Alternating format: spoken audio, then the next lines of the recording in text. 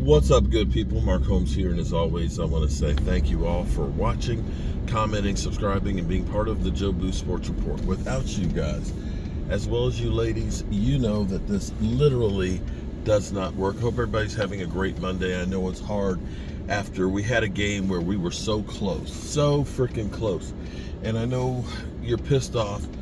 In some regards, I actually feel better about the team in this loss than I did a couple of weeks ago. And the reason being is you've seen the offense make progress.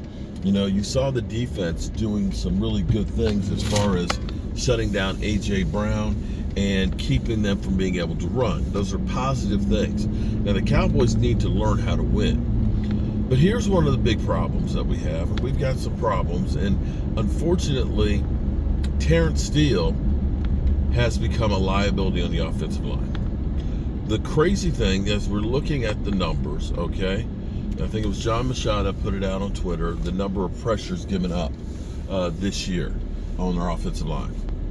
Tyler Smith, although he's only played, I think 4 games or 3 games, has given up 4. Tyler Smith has given up 4. Biotish has given up 13. And I think Zach Martin has given up 12. Unfortunately, this is the craziest thing that's hard to believe, is that Terrence Steele, actually it's not hard to believe, Terrence Steele has given up 28 pressures, including 12 yesterday. He ranks, I think that's 7th most in the NFL in tackles, right tackles.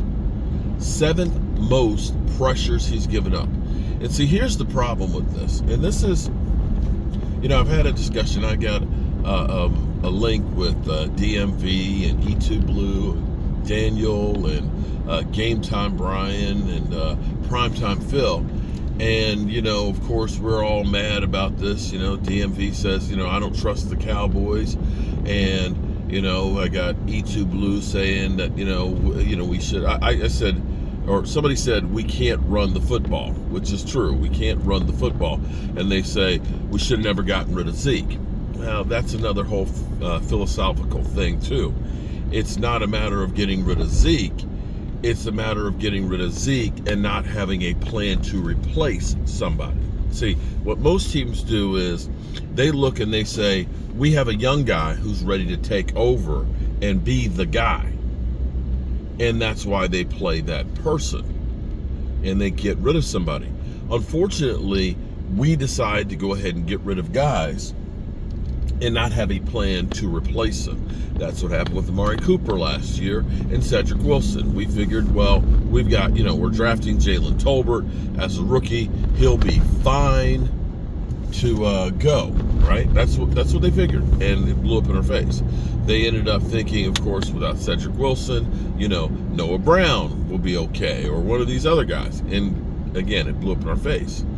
The other problem that the Cowboys have, and this, I don't know if this goes down to the scratch and dent mentality that they have, is they sign guys to extensions after being injured or while they're recovering from injury, which makes no sense whatsoever.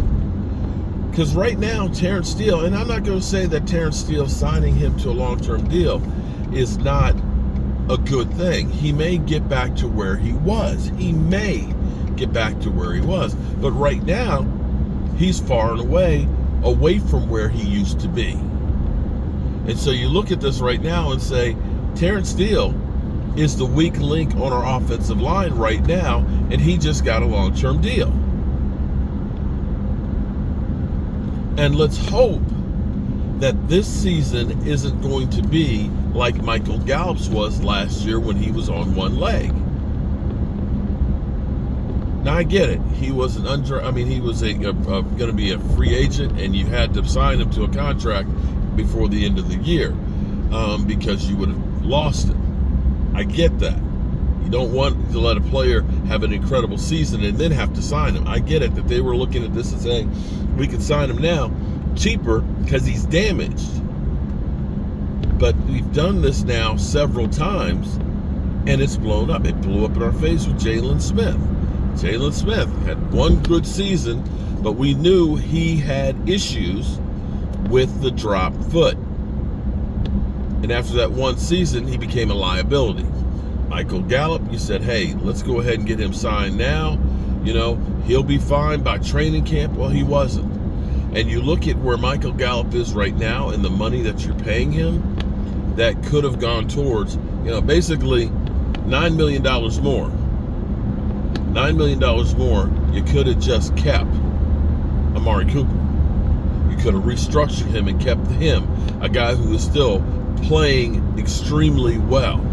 Or basically half the money you paid Michael Gallup, you could have paid Cedric Wilson and kept him in there, and he wasn't injured coming back. I don't know that Michael Gallup is ever going to get back to where he was his second year, where he was, over 1,000 yards. But before the Cowboys signed him to that deal, he was steadily going downhill and beginning to get injuries.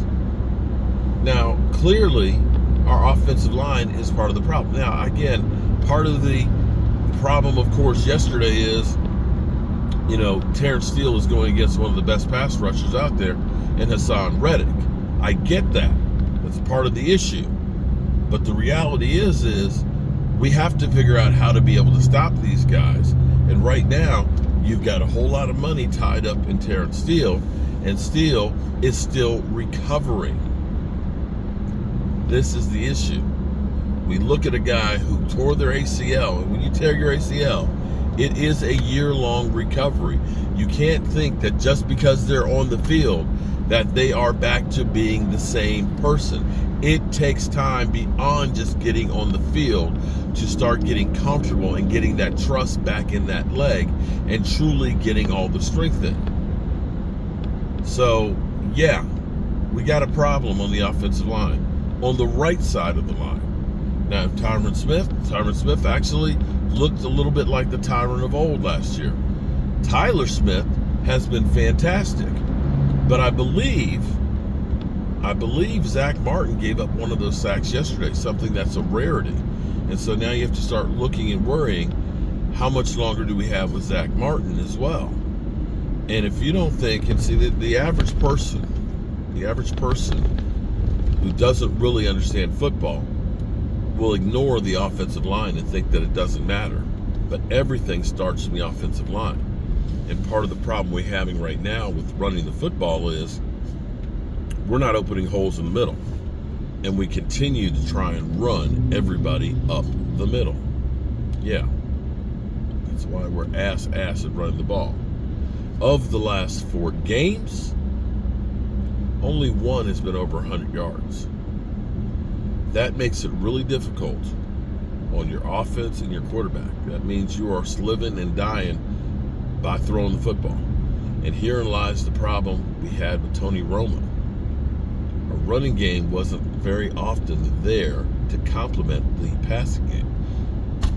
And we don't get that fixed, we got a problem. Offensive line is definitely one of the biggest problems for the Dallas Cowboys. We'll see what they can do. We'll see if Terrence Steele can get stronger as the season goes on. But I think that die is pretty much cast for this season. Probably will be better next year. But basically, signing these guys to these contracts, with big money, you're looking at them coming back from injury, not really the same person yet.